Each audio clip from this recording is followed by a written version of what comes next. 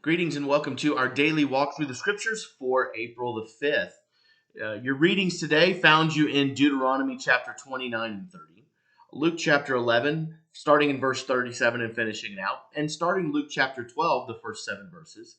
Then you had Psalm 78, and you had Proverbs chapter 12, 19 and 20. Now, Deuteronomy, remember, Deuteronomy has been, in a lot of ways, just kind of the final words of Moses. This has been explaining what they've been doing over the past 40 years and getting ready, because they're kind of set right there at the River Jordan, right on the edge of the Jordan, get ready to cross over. But Moses is giving these final words. We're in the last few chapters of Deuteronomy, and Moses is giving his final speech. And he says some really cool things that I just kind of want to point out and show the providence and how much God cares for his people. Now, remember, this is a new generation of people that Moses is speaking to because 40 years they wandered in the wilderness. For what reason? Well, so that the first generation could pass. Those that fled out of Egypt that were adults, that were of adult age, chose to not listen to God when they had the opportunity to go into the promised land 40 years prior. So God said, okay, then nobody from your generation is going to make it. So he did just that. He forced them to wander for 40 years. And so now Moses is speaking to this new generation. As a matter of fact, that's actually why these books were written. We talked about this a couple of weeks ago, but just remember that the first 5 books of the Bible were written for this generation. They were written for these people that they may remember what God has done. And so Moses is scribing this all out, and he's putting together this speech. But he does some cool things, like I said, that I'd love to see. Like, for example, in 29, verse 5, Moses says something that's really cool, and it's just a little detail that shows God's providence. He says, I have led you 40 years in the wilderness. Your clothes have not worn out on you, and your sandals have not worn off your feet. Think about that for a minute. Could you wear the same pair of shoes for 40 years?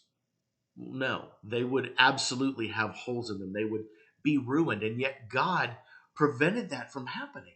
The same thing with their clothes. You know, I wear clothes and I get a couple of years out of them before I end up putting a hole in them or staining them or ruining them or something. And here they have for 40 years. Remember, this is not like they have closets and wardrobes, okay? They have one, maybe 2 sets of clothes, okay? They don't carry around a whole week's worth of clothes. They wear the same thing over and over again. And God kept that from wearing down. It's really amazing. And then he goes on to remind in verse 7 about how they defeated these kings. Remember, the Hebrews were not warrior people. These were not some of those tribes that went around.